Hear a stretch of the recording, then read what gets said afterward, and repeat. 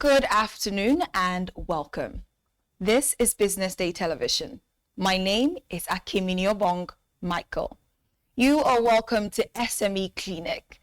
And today on SME Clinic, we're going to be talking about how to grow your business in challenging times.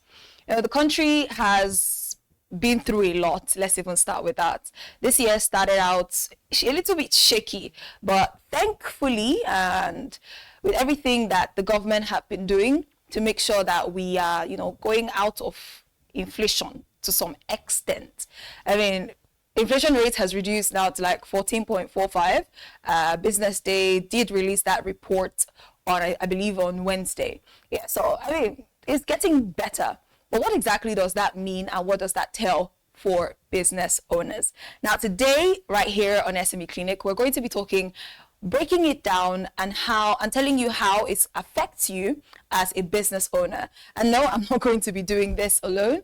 I have with me several individuals that are doing amazingly in different parts of the industry. I'm going to start with saying hello to every single one of them. Damilare Davola, good afternoon. Hey, how are you? Can you hear me? Yes, I can hear you. All right, good afternoon and welcome. Now, I'd like you to, first things first, Damilare is a seasoned investment banker and a business analyst. So Damilare, you have 7 minutes to tell us more about yourself and of course what you do. I think 7 minutes is a lot of time to tell you about what I do because I can pretty much summarize it and get to the gist of it. I am an investment banker and a business analyst. Pretty much investment banking is a subsector in finance that manages primarily the buying and selling of companies or the merging of companies. And the business analyst side of things, pretty much self-explanatory, where I take a look at businesses, what are they doing, how are they doing it in line with their goals, their stated goals, and what more could they be doing. A lot of businesses, their graveyard is in what more could they be doing, because it takes some level of foresight and the ability to predict future outcomes, and you predict your own response to those future outcomes or to those future events. I'm also an expert in technological research and strategic analysis in emerging markets. Pretty much self-explanatory as well. I'm researching on the technologies that would drive the conversation in 5, 10, 15, 20 years. Then how do we reverse engineer those technologies into today's world? And how do we do that successfully in the emerging markets? Thank you very much for that, Damilare. That's an interesting portfolio, if you ask me. And I'm going to be moving to Success Ajilore, who is the CEO of Success Transformation Network, STN, and Accelerated Plus. Good afternoon, Success. Good afternoon. Confirm you can see and hear me clearly.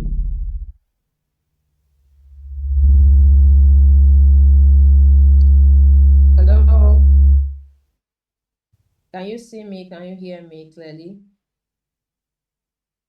Yes, we can, and we can hear you. All right. Thank you so much, Business Day. My name is Success Ajilore.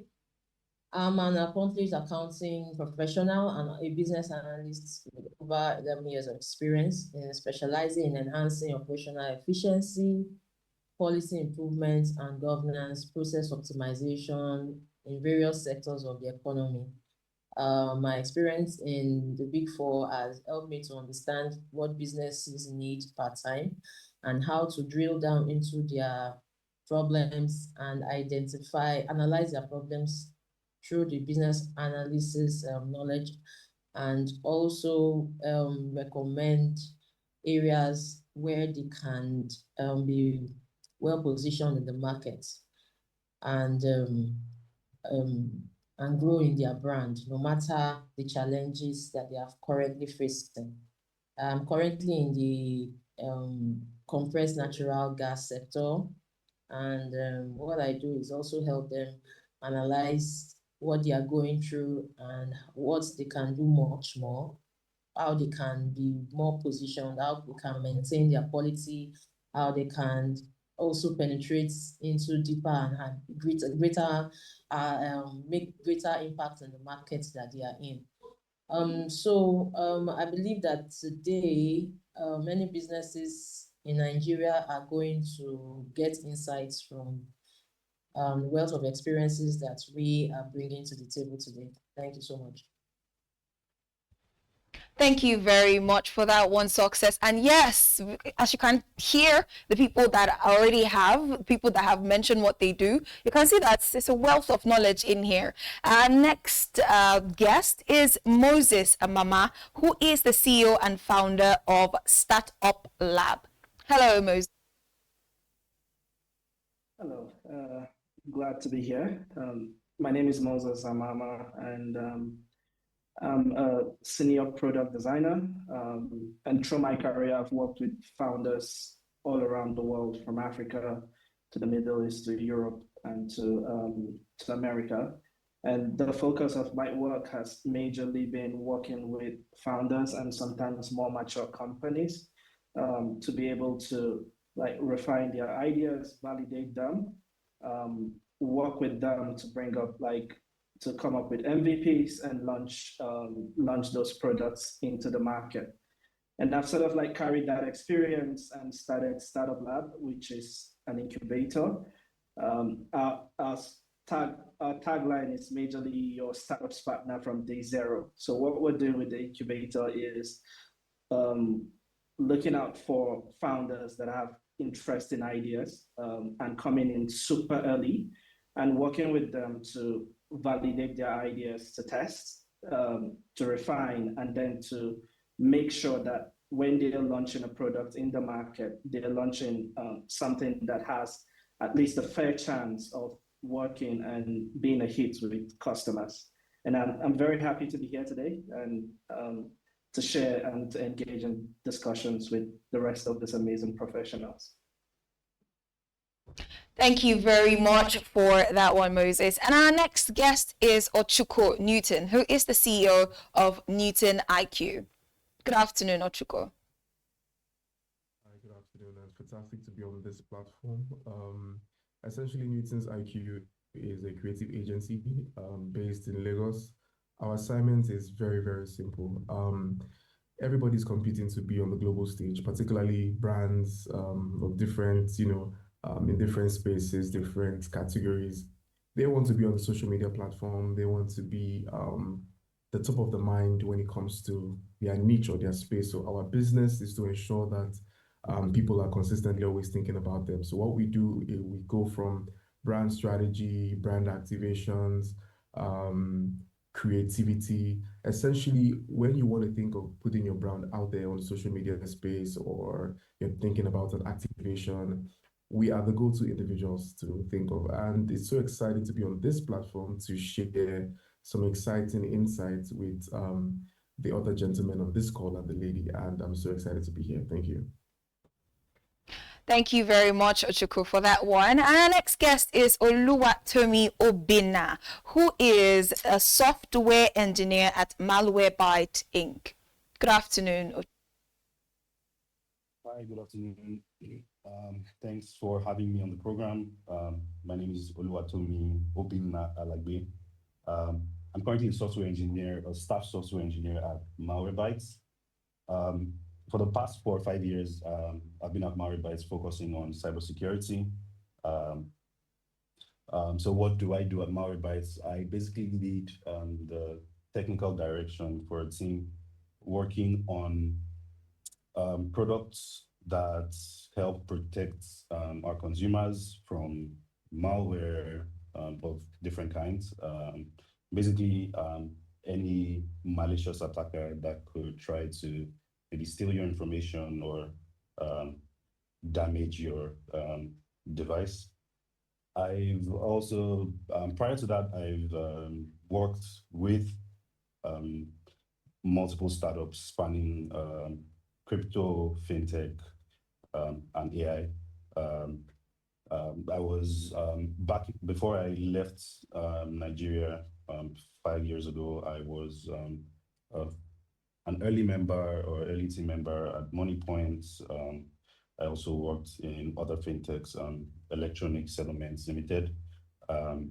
But right now, I've been entrenched in the cybersecurity space. So yeah, thanks for having me on the program. Thank you so much for that, Tomi. That's very amazing. Now I'm going to be going straight into the questions, and I would have to start with this one because a lot of things have been happening in this country, and this question is going to go to the only female I have in this session. Success, this question is for you. Now, with everything going on in this country, what exactly are the key strategies that businesses can use to survive and thrive during economic downturns? With everything happening, what are those key strategies that businesses can, put work into it and it's going to work? So I'll say a few of them. Like it is necessary for most businesses to start thinking of shifting from nice to have to must have solutions. They should suspend the any sentiments they have right now and try and focus on what is really needed. Must have solutions, and one has to consider automation as well, and the expanding the knowledge on AI applications in any sector one is working in. And secondly, one has to strengthen the recurring revenue and also work on increasing operational efficiency. And it's important now to consider data protection, because many people are actually trying to hack into other people's businesses and their strategies and apply it in their own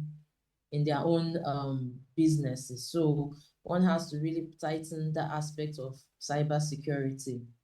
And important thing is that in economic downturns, businesses that survive focus on efficiency, they focus on trust, they focus on value. So everything that one is doing, one has to focus on these aspects in your strategy that you are applying. Let me allow my other colleagues to add one or two to this. Thank you very much for that, Success. And yes, I would also ask this same question to Damilare, because I see that both of you are in the same line. So what exactly can businesses do in this? What can they do to thrive in economic downturns?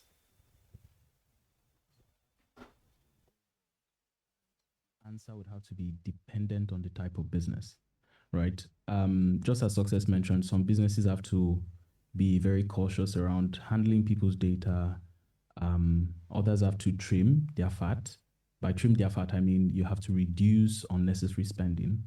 So to give the most useful, broad spectrum advice for businesses, it would be, first of all, you need understanding, you need clarity.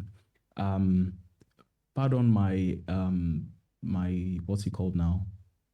My generalization here, but most Nigerian businesses don't have a culture of research. So they basically use Agbari. Like Agbari is the Yoruba word for common sense. And you can use common sense to run a business. Now, the good thing is with tools like, ChatGPT and other AI tools, you can easily diagnose your problem, understand the environment. With ChatGPT, you can use it to collect information on a lot of data, use it to diagnose it to your own niche, and then to your own particular business and location. And then from there, you reverse engineer the process into, okay, if this is all that is going on, how must I act to thrive in all of the things that are going on? If not, you're literally going to be punching, oh, my camera went off, not sure why. If not, you're going to be punching air because you haven't named the target. You're just calling it a challenging time. Like you have to be very precise. Precision is another thing that helps the businesses that thrive, right? You can't just say Nigeria is hard. You can't just say Naira is bad. You can't just, like, what does that mean for you? If Naira, let's say the value of the Naira goes down, for example, but then you're not an FX business, like your business isn't directly impacted by that. You have to figure out, okay, if my business is extremely local, how does that affect, or how does that tie back to, my own profit or my own revenue? And then you choose that as a point of attack. So pretty much go for precision. When you get the information you need, you can always reverse engineer to solve your problem down to the nitty-gritty. Thank you very much for that one, Dami. And now I'm going to be asking this question to Tomi specifically. Success did mention it as part of the things that you should do, and that is applying cybersecurity, making sure that your things are protected. Now, Tomi, how exactly can business owners apply these, especially seeing as not every single person or individual that starts a business understands cybersecurity or even knows what it is about? How can they go about this? I mean, at least to the layman, how exactly can they go about it? There's a couple of sides to this. There's the security when it comes to your relationship with your customer, and then there's security when it comes to handling customer data, how your employees handle customer data, and also sensitive company information. So I'll start from the internal security, which is handling customer data, handling sensitive information. The first thing is sensitization or education. So a lot of bigger companies know this and invest a lot in security training. So every year or twice a year, employees go through security training to know what to do and what not to do. But the good thing is, unfortunately, security trainings are expensive, and during downturns, your business may not be able to afford expensive security trainings. But the good thing is a lot of this information is also available online. So so you can actually go online, find out like what security practices your business needs to incorporate and actually put them in practice. But I would still advise that companies undergo security audits at least once a year. Because the thing about enforcing behaviors is if you actually don't check or evaluate, you can't be sure that it's actually being put in practice. So examples of some simple security practices might be not sharing, not taking company information home, or copying information onto flash drives, or things like using company infrastructure, company laptops or company computers for personal activities. It can be things like even monitoring who enters the office building. So you can't just allow, especially if you have sensitive customer information you deal with, you may not want to allow random strangers walk into the office unaccompanied or without appointments. Then there's also the aspect of security in relationship to your customers. And this is where there's actually standards that have been established, and actually a lot of them are actually like expected to have things like SOC 2. There's SOC 2 basically is a certification that establishes that your company has a base level of data security in place. There's also, if your business is in fintech, there's also the PCI DSS certification, and there's also a bunch of ISO certifications that you can actually implement in your organization to ensure that you're basically secure. And also in general, there's other common sense common sense practices that ensure that your company data is secure. Things like as basic as making sure all your employees use an antivirus. Things like VPN, for instance, so especially if you're going to be using official computers on public networks. So these are just a few tips that you can use to enforce digital security for both your employees and also protects your customer information from thefts or exposure. Thank you. Thank you so much for that, Tomi. That was very enlightening. And I'll be asking Ochuko this question. And I don't want us to continue to generalize, so I might as well, give a specific industry. Now, the question is, how exactly can businesses identify and capitalize on new opportunities during challenging times? And I wouldn't want you to generalize this. So let's say it's an edutech. I mean, there are a lot of edutech companies that are springing up these days. How exactly can they see what is new in the market? How can they identify what is new in the market? And how can they capitalize on it? Over to you, Ochuko. Thank you so much. So I think that's one space that can easily identify new challenges and capitalize on them. Frankly speaking, one thing that you notice about identifying a challenge is that a large percent of the time, from the moment you begin transaction up until the moment you deliver, there are different chains sometimes you have to pass through. And one thing that is very common is that you notice that in between those chains or in between those lines, you realize that there are some maybe challenges or issues. This is where these guys can actually, particularly the edtech industry, can actually capitalize on. And what do I mean? A large percent of the time, before businesses usually onboard new staffs or before businesses onboard new individuals, they kind of like take them through trainings. They take them through some type of workshop. They take them through some type of. So the thing here is, for a business like that to capitalize on, making the most out of challenges is, having either conversations with industry experts or heads of corporations and asking them questions like, what's the one challenge that you have when you're trying to get either your team to cooperate well, or for your team, or particularly onboarding new individuals? And I'm really emphasizing on onboarding because I realize that it's one issue that most big businesses usually have when they are onboarding new employees or onboarding new staffs, and they try to pass them through some form of training. You realize that there's a lot that goes into that training.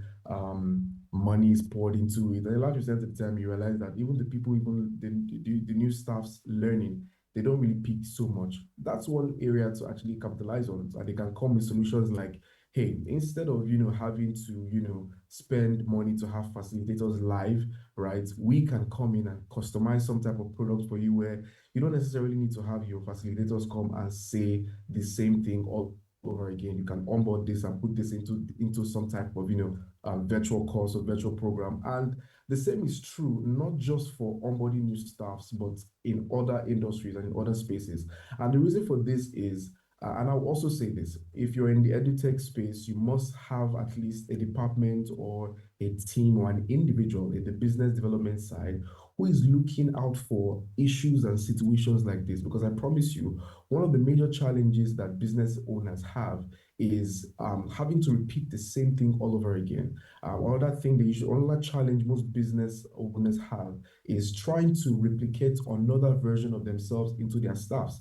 Now, instead of the business owner to say the same thing over and over and over again, fantastic. How about you customize some type of product where either you're having the business owner himself or top managers in the company, having some type of, and it's not just even relegated to, like I said, onboarding new staffs, but the key thing here is what I initially talked about, those chains of, those little things that you encounter along the way before you get to the point of delivery. That's where they need to put their ear on. So for example, let's say I run a logistics company, right? And I'm looking at as an edutech, I'm in the edutech business, and I'm looking at how to penetrate the logistics business. Now, one thing that is quite common is that people that are in that logistics or who run a logistics business, they just get riders from anywhere, all right? As long as they can ride a bike, they are fit for the business.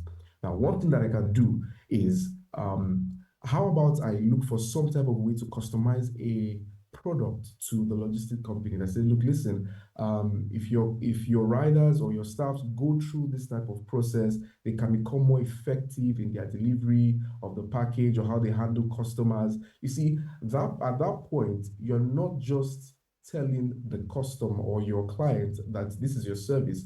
You're telling them that you can solve a problem that is particular and relative to them. You see, the problem is not relative. I don't see a reason why I should patronize you. So in context here, I'll say this.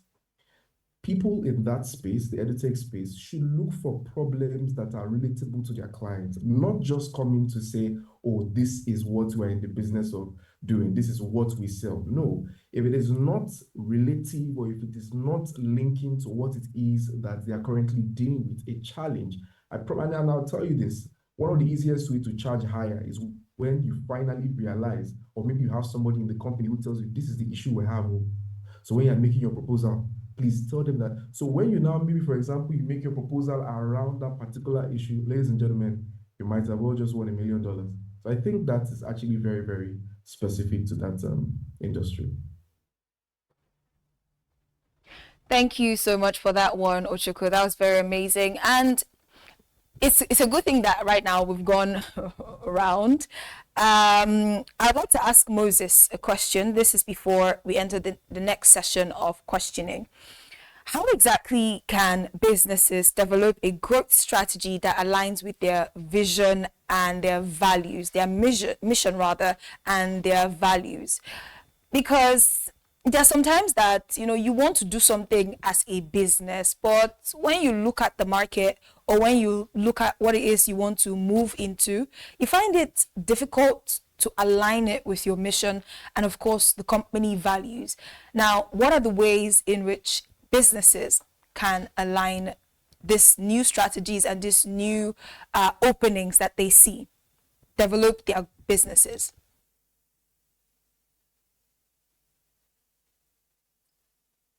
Thank you.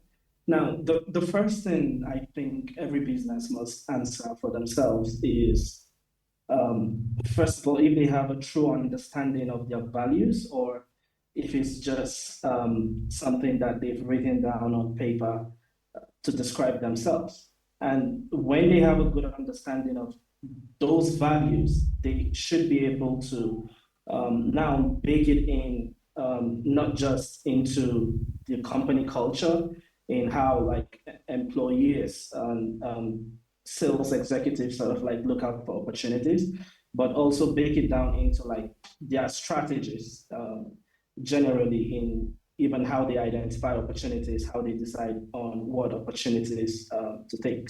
And I think every business should be able to ask themselves, like, what kind of decision would we make if we ignore this particular value? And in asking those kind of questions, it brings them back to, first of all, to why they created or why they decided to go with that value in the first place. And with every business, something that is absolutely important is positioning, okay? As a business, we've taken a decision to position ourselves and to present ourselves in a particular manner for a particular reason.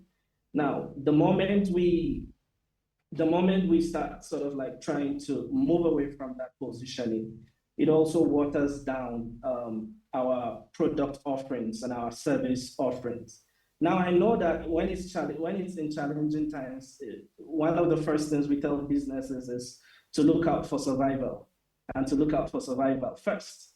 But what I would encourage is to still look within those values and still like go deeper within those values and to find opportunities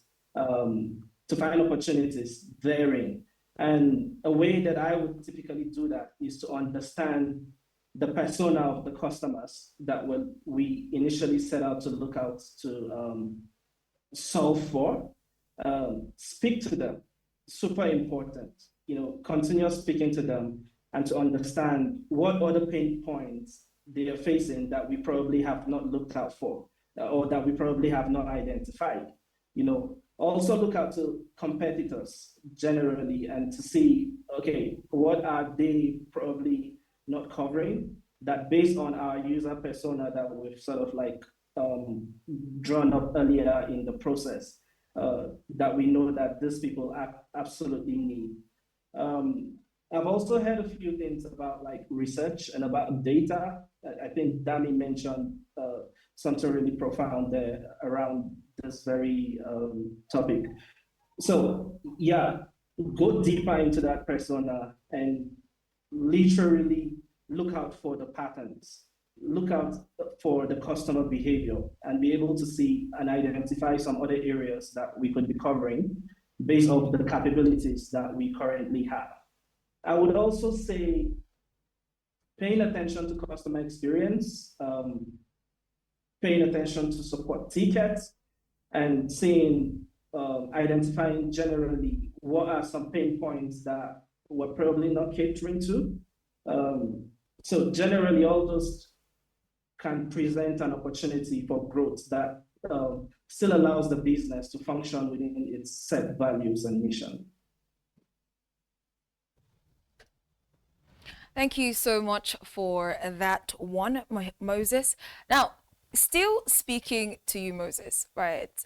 I know you've gone ahead to mention customer retention, paying attention to different things that would enable you to grow and still be part of your mission and, of course, your value.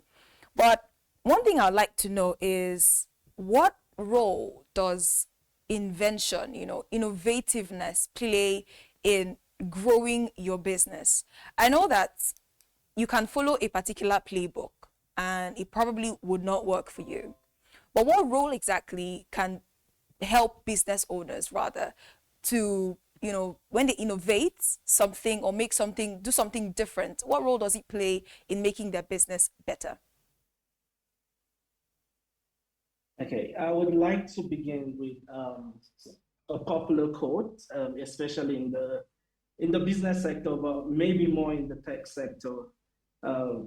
And I don't know where it originated from, so I'm sorry I would not be able to give credits, but I've heard a lot of statements around adapt or die generally.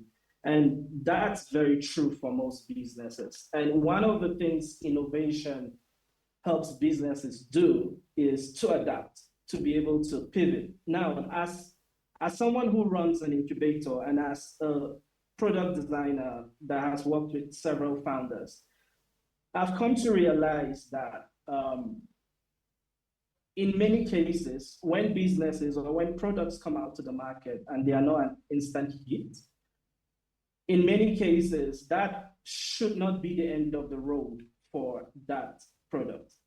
Okay, but the reason why it ends up being the end of the road for so many products, they run out of money, is simply because they have refused to adapt, they've refused to innovate, and they've refused to see opportunities to pivot. So innovation has a very huge role to play in helping businesses like grow, especially during challenging times.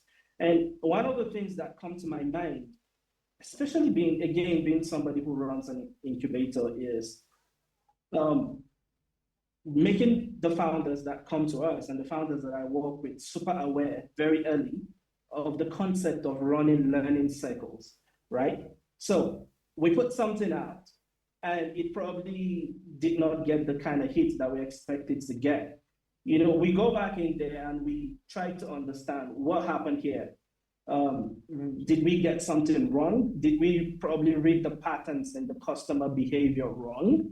And based on the data and the patterns that we observe, we're able to sort of like come back and try something else. It's also the reason why I encourage, with most founders I've worked with, I always encourage them to learn to launch pretty lean and to launch super fast also. Because when you put out something lean and fast in the market, it allows you to learn. It allows you to not just speak to customers before putting something out, but also speak to customers in context of what they're using generally.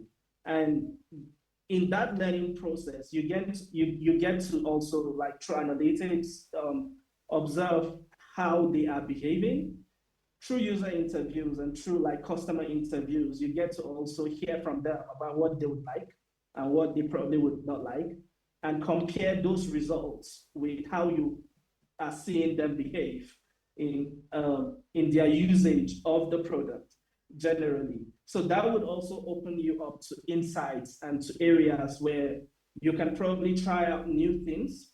And generally, it's in, like, trying out those new things and in, like, experimenting and running very short experiment cycles that you get to sort of, like, probably hit one feature or hit one product offering, or even just hit one position, even a marketing style that would sort of, like, be a very huge hit with your customers.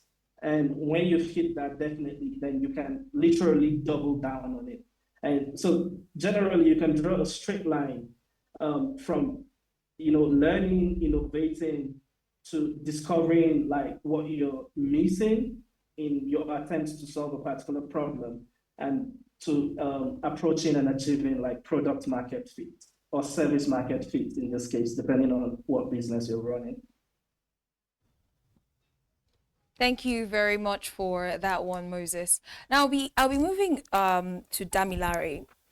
Now, how exactly can businesses improve their cash flow management? With everything going on in the country, how exactly can they improve it and also reduce financial stress? Because sometimes balancing these things can prove quite difficult. So how exactly can businesses do this? Over to you, Damilare. Okay, so cash flow, first thing. What?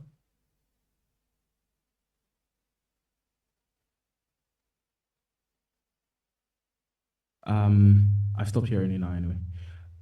Yeah, so for cash flow, pretty much you're asking a simple question. How is money coming in and how is money going out? Like, these concepts are extremely simple, and it often takes an investment banker to, confuse you on how these topics work. They're actually very simple.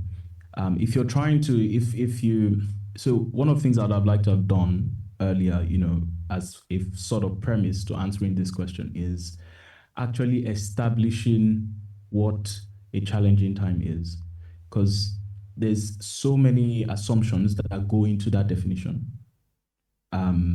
And because of those assumptions, we're unable to properly tackle the problem. So when you say time is challenging, in what way? So say it's economic, right?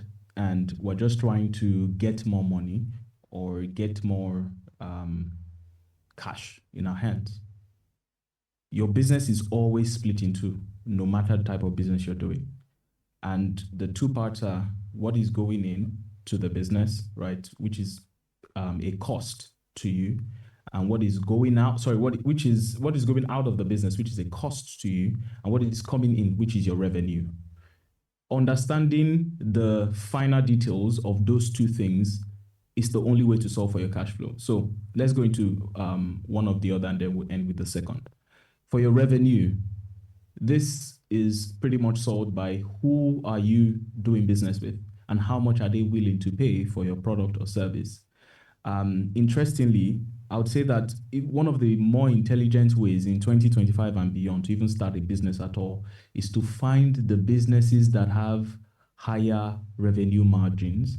So an example would be you find a business that is going to cost you 10 naira to get stuff for the business. So that's your cost. But then you can sell it for $100. A lot of people that sell these clothes, the WhatsApp clothing lines and shoes and all of that in Nigeria, that's the trick to their business, actually. Many of them get them from China, where they can import it at a very, very, very cheap rate.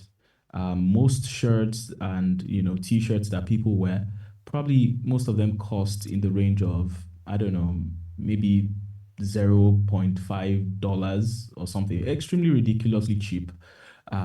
So you buy in bulk to save money on each item, and then you can find a market. Oh, my video has gone off again. Then you can find a market and then sell that to that market at a high revenue, right? But the problem with products that you have to sell is that there's a limit. There's only so much someone can buy a shirt for, right? So that takes me to the second part of that, which is if you go into service businesses, or if you find the service equivalent of your business. I'm not sure why my camera is going off. I apologize for that. If you find the service equivalent of your business, you're able to make way more money, because with that one, you have almost unlimited upside. So let me give you an example. If you have a washing machine business in a Nigerian university, for example, there's only so many people that can use that at a time. And so you're limited by matter. You're limited by literal space and time. Because if you have 10 washing machines, people can't use more than 10. However, if you have, my video isn't coming on. Okay, I'm just going to ignore that.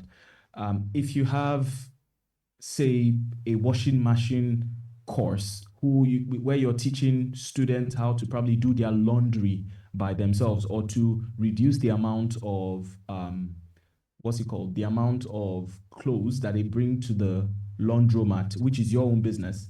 Now you can scale that infinitely, because it will probably cost you, let's say, 1,000 naira or 2,000. Now let's even say 10,000 naira to create that course. But then now you can sell it for, I don't know, 5K and market it to 20 people. You already have 100,000. So your revenue can increase significantly, but your cost would remain the same. So the thinking around an economically challenging time in Nigeria, you have to think of a service. Now, courses are not the only services. They are the easier ones that most people just pivot to, because most people are somewhat not incentivized to think about other novel ways and to solve business challenges, which is the call of an entrepreneur anyway. Like your idea, your point as an entrepreneur, your purpose as an entrepreneur is to find novel ways, new ways to solve your problem. If you're trying to solve economic problems, you have to move away from things that are physical from 2025 and beyond. Many of those markets, they would suffer tight margins, naturally so, because the person on the cost side is also trying to keep money to themselves. And you, on the revenue side, who's trying to get money, you're also trying to keep money for yourself. And now the customer, the end person, the end product of that value chain is also trying to keep money for themselves. So everyone is trying to keep money. So you just have to keep squeezing and reducing and reducing and reducing. You have to actually think outside those conventional boxes to see what works.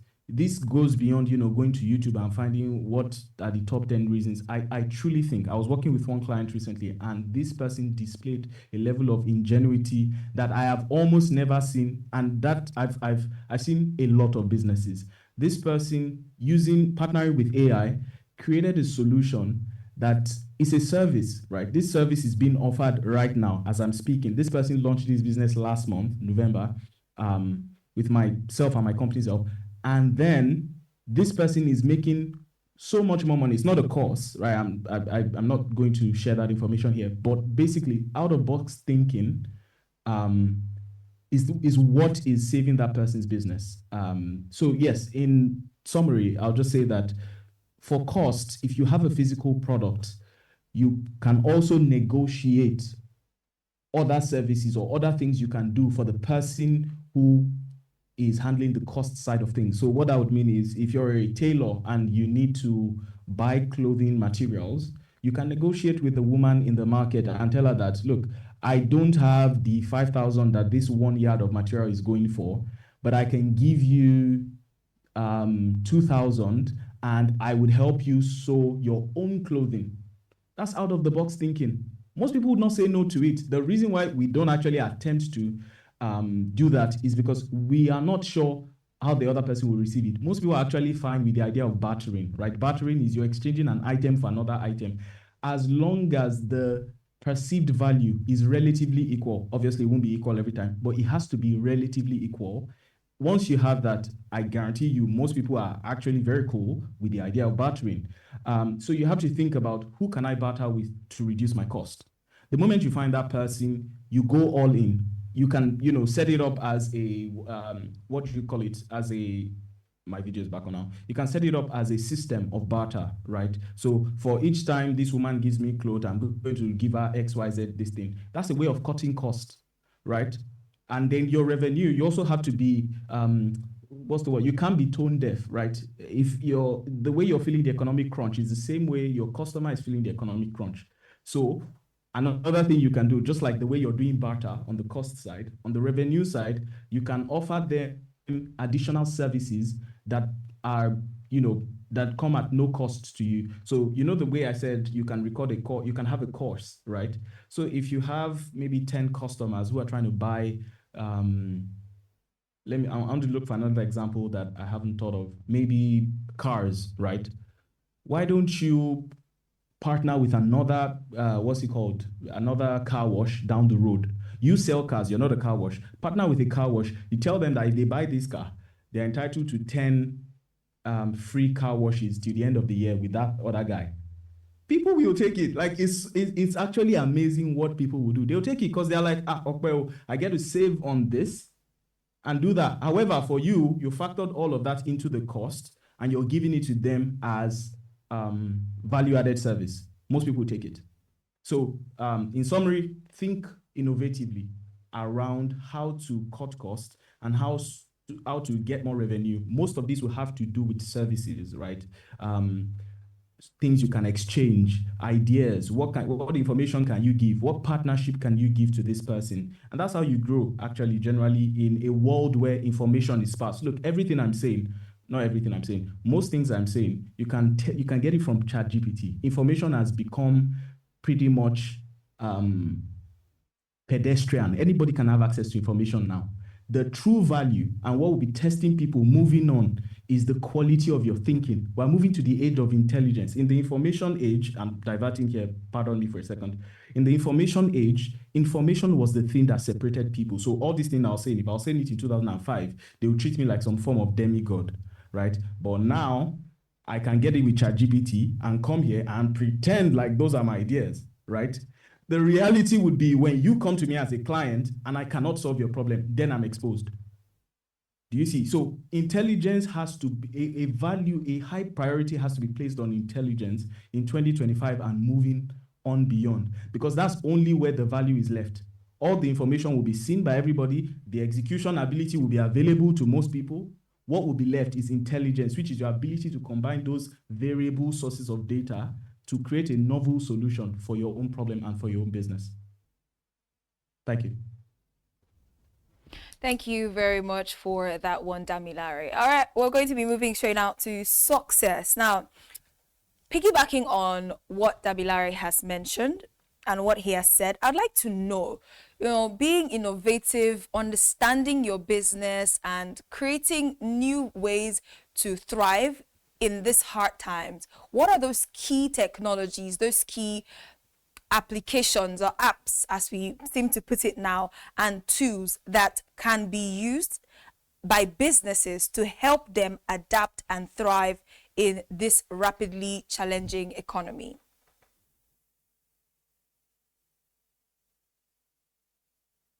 Oh, sorry, I was missing. Yes, we have talked about, I love what Dami said, that somebody just started a business last month, partnering with AI. Well, the truth is, currently, one has to really look outside the box.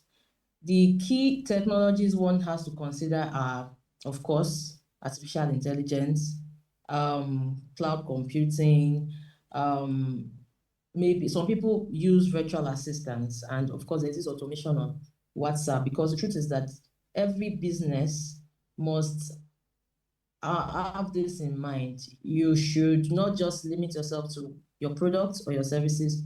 You must have a media aspect, you must have a tech aspect, because communication is key. And that tech will help to automate the communication. The media will help to put you in the face of people on your various social media handles and globally. And so the tools that you can use, of course, many people use virtual assistants now, and also infuse the analysis of your big data, because you should understand the environment, the market that your product is being needed.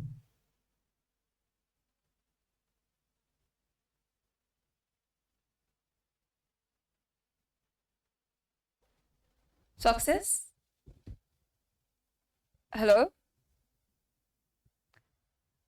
Okay, so we'd have to come back to Success. I believe her network is a little bit shaky as it is. But we're going to be moving now to Ochuko.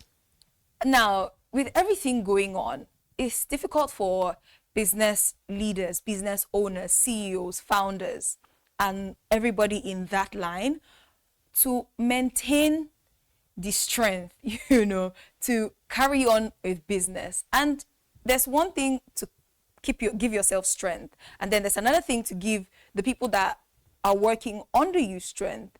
Now, how exactly can business leaders, founders, CEOs carry on in this line, have the strength, and of course, I don't like to use the word man up, but more or less man up in their business and not be shaken by what is going on in the economy?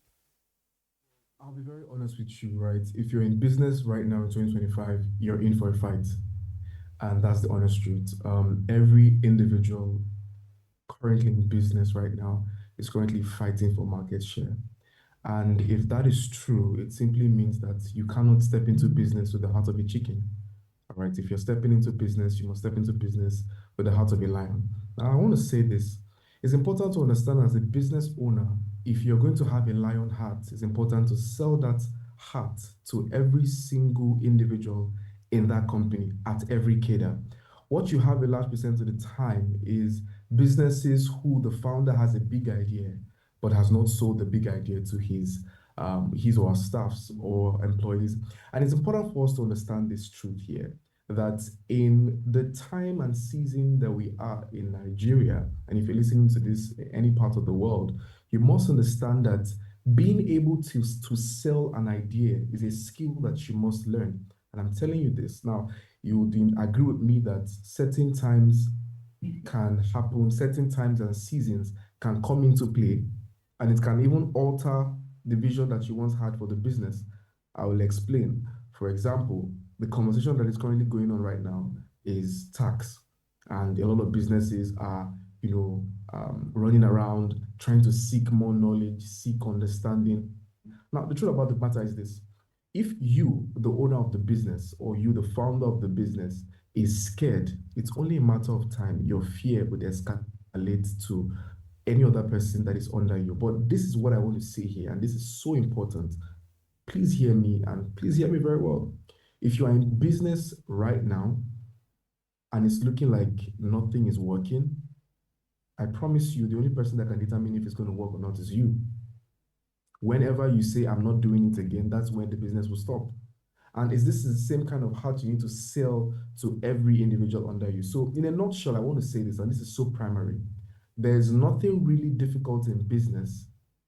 The only challenge we have in business, particularly in trying times, is when a business owner is unable to communicate an idea or sell the vision of the idea to people under him. So if you are currently in business right now, the only thing I want you to do right now for 2026 and the other years coming, please practically look out for ways you can sell this vision, this big picture that you have of your business to your staffs.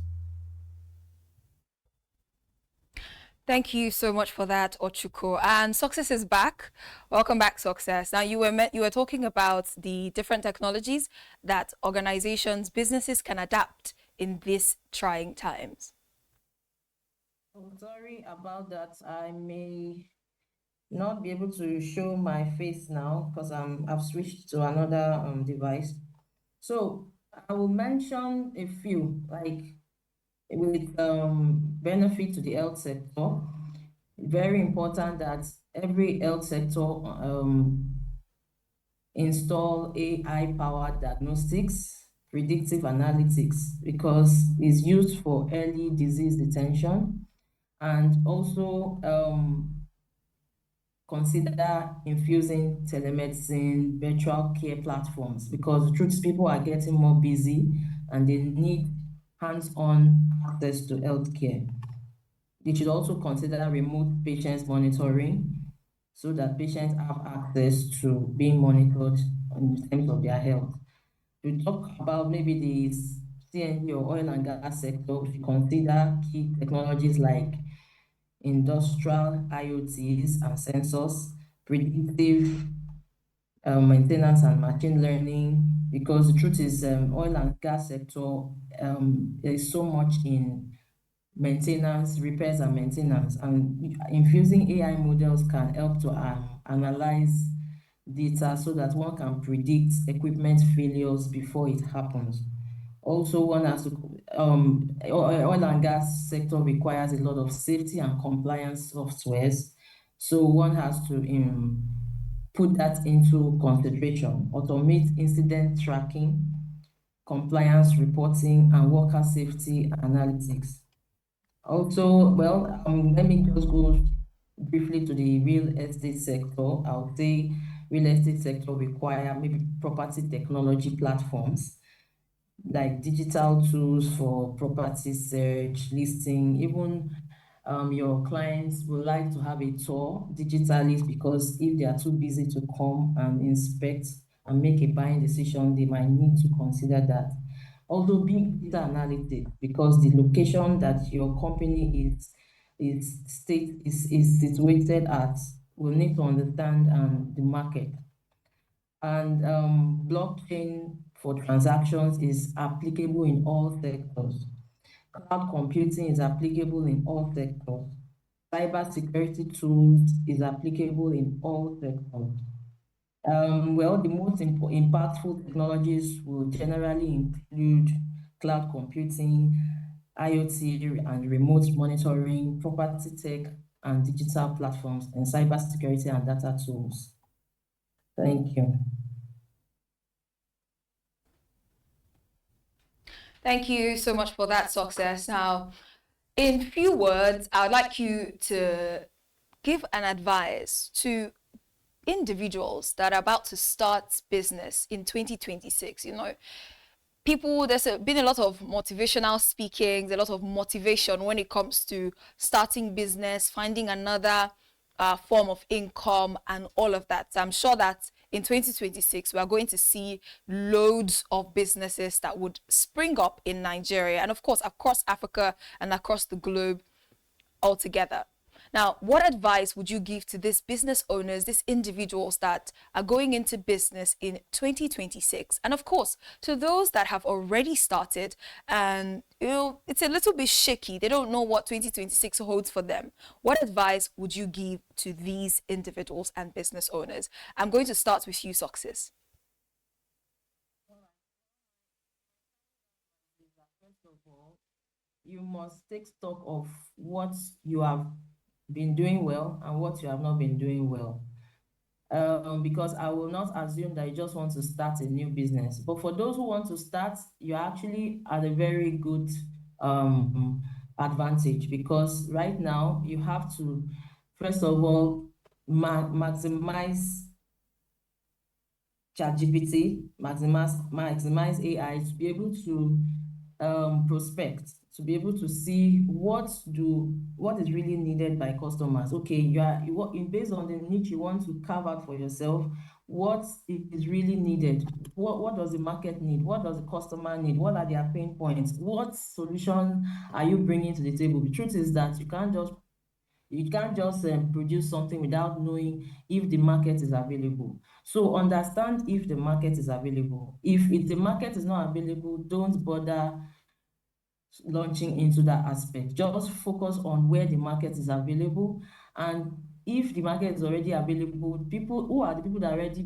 trying to provide the solutions to this market, and how are they doing it? How can you do it differently? So we have to do a lot of research and planning and prospecting, then understand and analyze. Analytics, it cannot be overemphasized to understand where am I going, what is the, in numbers, what are the expected revenue? Most people are not even sure of what they are to expect. So first of all, you have an expectation, you have a vision, you have a value you are trying to dream. What is your unique value proposition, and collaborate. Sometimes you don't have the capital to start immediately, but you can identify people who are already into it and who you can collaborate with, just like Mr. Adami was talking about bartering, working with a fellow person who is doing something similar or providing a similar solution. You are working with the person, you are bringing your own expertise, the person is bringing his own expertise, and you are working together to do it. Because the truth is that the new business is now collaboration. We cannot work alone. We cannot succeed alone. We have to work with those who have gone ahead of you, and you have to have leverage in wherever you are going. So 2026, the truth is that new things are going to come up, but you have to plan ahead. How can you position yourself? Where is the world going to, and how can I get there before people get there? So that's really the question, the answer one has to give at this point in time. Thank you. Thank you so much for that success. Now we're going to be moving to Tomi. So tell us, what exactly is your advice to people? My advice is, despite the fact that we've been saying times are challenging, I think this is actually probably one of the best times to actually get into business. Why do I say that? First of all, like Dami said earlier, knowledge is now commoditized. Like information that you would have hired expensive consultants or researchers to find out, to figure out for you, is basically on your phone. So the only thing that you need to do is actually apply intelligence and execute, which is basically all you have to do. So I think right now is the best time to actually start a business. I would also advise, yes, leverage AI. AI is, you might say, what's all the hype about AI, but it's actually, AI is actually a big game changer. There's a lot of people only scratch the surface of the capabilities of AI and never really explore the breadth of what you can do. Like things like customer support, for instance, that's like a huge pain a lot of businesses go through. You can automate away all the grunt work that's typically involved in customer support using AI. Things like support, customer service, things like writing and marketing, for instance. AI can handle that perfectly for you. There's like image generation AI models and video generation AI models that can do heavy lifting and generate like video contents, image contents. As a matter of fact, even big companies are now using AI in like production. For instance, I was watching a football game, and at halftime, I think it was a Coca-Cola advert, and I could tell that the entire video was AI generated. So if massive multinationals are already using AI, you too can use it to basically bootstrap your business, and basically without having to hire expensive employees or consultants or whatever. So like I'll say the bar to entry is much lower now, but also the bar for quality is now much higher. So because you have access to AI, everybody else also has access to AI. So you should also strive to ensure that what your product is of the highest quality possible. And I would also say AI is powerful, it's amazing, but it's not a silver bullet. It doesn't solve all your problems. In a lot of businesses, people still want to see a human being at some point. I remember dealing with customer support and I figured out it was an AI automation I was talking to. And I immediately, because what I was dealing with was sensitive, I immediately requested for a human representative, and the business obviously had a human that could talk to me. So AI automation is good, but you still need to cover your end of the deal. Like, you still need to ensure quality, and you still need to ensure that you have everything under control. You know what's going on in your business, because it's not a silver bullet. It's still your business to run. But yeah, in conclusion, I think it's a great time to start a business despite all the challenges. If you are just if you know how to execute rightly, if you know how to execute efficiently, and basically have a passion for your products. And also, one thing I also mentioned is focus. It's always important to have focus, not chase after every idea or every new feature you think of, but just focus on one thing that solves your customer's problem. I read this somewhere, but I don't remember where, but it's basically saying that it's better to have 10 people that absolutely love your product or service than to have 100 people that are like, it's fine. So basically, focus and strive to find that core niche, or those few people that would die without your products, and from there you can use that as a springboard to grow your business. Thank you very much for that, Tomi. Now on to you, Moses, and please use 2 minutes for the answer. Thank you so much. You have 2 minutes. Thank you.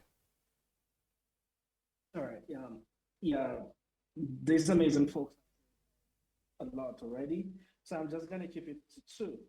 And the first is validate, and validate early, not as a deterrent to continue with, not just as a deterrent to continue with the business or abandon it, but validate early as a means to learn. And the second would be know your numbers and don't be emotional about it. When you figure out something is not working, cut it. Apologies, we are having a little technical difficulties, but we're back now. So Moses, you were saying? Yeah, so I was saying, encouraging folks building businesses to validate early, and to validate not as a means of just as a deterrent to continue the business or to stop it, but as a means of learning and figuring out what works. And the second is that for them, encouraging them to basically know their numbers and not be emotional about it. If they run reviews and find that something is not working or something is a huge cost center without bringing commensurate revenue, they should cut it. And when they find something that brings them really good revenue, especially without being a very huge cost center, they should double down on it generally. Thank you. Thank you very much. Over to you, Ochuko. Well, frankly speaking, I think any business going or opening in 2026 generally should be open to collaborations. And I want to say this, that if someone reaches out to you to collaborate, don't take it that the person wants to take your own share of the national cake. See it as an opportunity to expand. One can be able to see something, but imagine if 2 people use 4 eyes to see something. Imagine what you can cover. And I'm saying this because naturally, particularly in our climate here in Africa, a lot of Nigerians have the perception that when someone says, I'd like to, buy shares in your businesses or your business, or I'd like to collaborate in your business, the first thing they see them as sharks. They see them as, and of course you have those, but be open to collaborations. That's the first thing. And the second thing is, don't be scared to try new things, okay? If something you tried out, like Moses said last year, didn't work out, come on. You have an opportunity, it's a new year, look out for new opportunities, explore new opportunities. And the third is ask questions. If you don't have a mentor in your industry, look out for someone, an individual, to ask a question. You might even go as far as hiring a consultant. Look, if your business is looking at going global, you must start looking at hiring or contacting global consultants. And I'll say that for any business we step into 2026. Thank you very much. And to you, Damilare.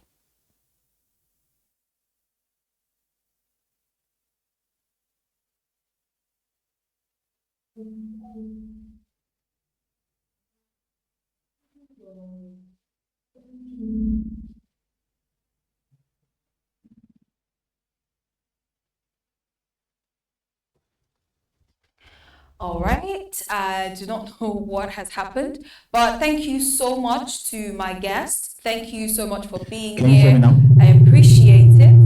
And just a few more seconds to be sure if Damilare is still... Can you hear me now? Okay, this is good. Oh, my apologies. I was saying that a lot of speakers have mentioned a lot of things that are factually correct, and I agree, with what they have said. And just to top it off, I would say that the most important thing in 2026 and beyond would be clarity. We've mentioned it ad nauseum on this call that information is now very cheap. And so you need to be clear. You need to have a strategy that, just like Ochuko said, if you have to partner with someone to, get the right strategy, do whatever you can to survive. The next couple of years into the next decade is going to be incredibly difficult because prior to this decade, what the business climb was about arbitrage. So you're taking things that you have, and which could be specialized knowledge, it could be some information that most people didn't know about, and you're selling it to people who didn't know about it, right? But now what happens when people now know about it? It means you have to be able to sell new types or new category of things, such as execution. How can you implement it? How can you make them see things differently? The person who is able to redefine the way the status quo is always going to be wealthy. Money is going to come to you if you can redefine the status quo. You must resist the urge to be ordinary. You must resist the urge to be pedestrian. You must resist the urge to get information that every other person can get. If you're going somewhere, if you have a business and and you put, maybe the challenges you have or the solutions you're looking for into ChatGPT, for example, just understand that the same way you have the ability to do that and the access to do that, every other competitor of yours has the same ability to do that. So you must rise beyond. You must place a higher demand on seeing connections. You must be able to link things together. That's what owns the future.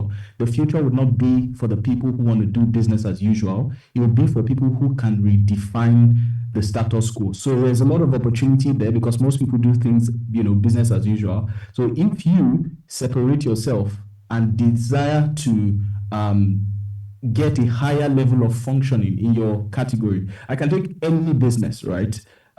Just by means of repetition and having done this a lot of times, I can take any business at all and disrupt a certain value chain within that business, making the person who owns the business or the business itself becoming more valuable technically overnight. Now, the owner would still have to execute it, but because of the ability to see things differently and to tackle on business challenges with novel solutions, I find that really helps businesses. And if you're starting out, you want to start out with a new idea from the get-go, because the business climate right now is extremely difficult, and I honestly don't see it getting any easier as we progress into the future, because ultimately the more technology is able to automate these things, the more you need to be human.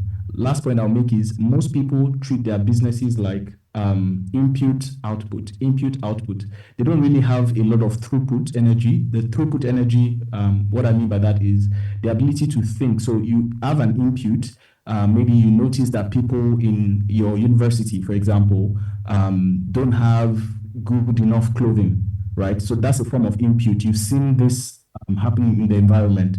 The throughput should be, okay, what is being done or what has been done before, which is people sell shirts, they do all of these things, then your output should be, what can I do? How can I take what has been done before and do it differently? How can I put a spin on it?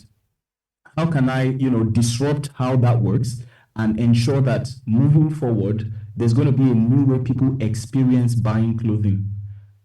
People who think like that own the future, and I'll say that in conclusion. Thank you so much, Damilare, for that. And thank you to every single one of my guests for coming up. It has been an interesting, amazing session right here on the Business Day television. And yes, if you are tuned in, you know what to do. You can, in fact, follow us across all social media platforms. On Instagram, it is Business Day Television _NG. And on YouTube, it is BDTV _NG. Do well to have yourself a lovely day. And of course, don't forget to join us same time, same station, 8 a.m. for the breakfast show. I remain Akeminiobong Michael, and this is Business Day Television.